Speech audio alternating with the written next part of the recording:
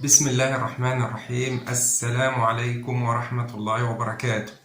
أكيد في يوم من الأيام سألت نفسك الفراعنة بنوا الأهرامات إزاي؟ أنا أقول لك، جابوا طوب ورمل وأسمنت وبنايين من أسوان، حبايبنا بتوع أسوان. يا عم طوب إيه؟ الأهرامات مبنية من الحجارة. صحيح، أحجار ضخمة عددها 2,300,000 حجر، ووزن الحجر 2 طن ونص.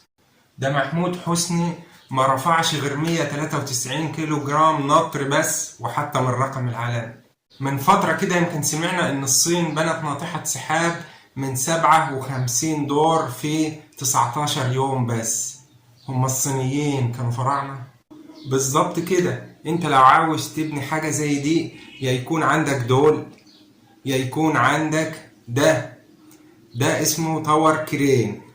اكيد شفته في احد مواقع البناء الجديدة، وفي انواع تانية غيره زي التلسكوبيك. طب الفراعنة بنوا الاهرامات ازاي مع ان اجسامهم كانت زي اجسامنا؟ وده اللي كشفته المومياوات بتاعتهم.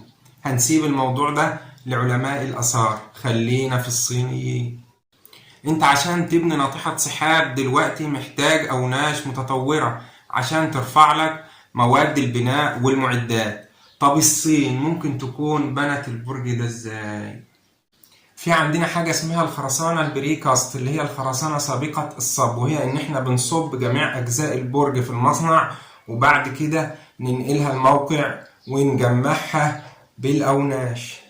حتى الحوائط نفسها بتكون جاهزة كده. هو تجنب عملية صب الخرسانة في الموقع وانتظار تصلبها، وكذلك فك وتركيب الشدات الخشبية اللي بتستهلك وقت كتير.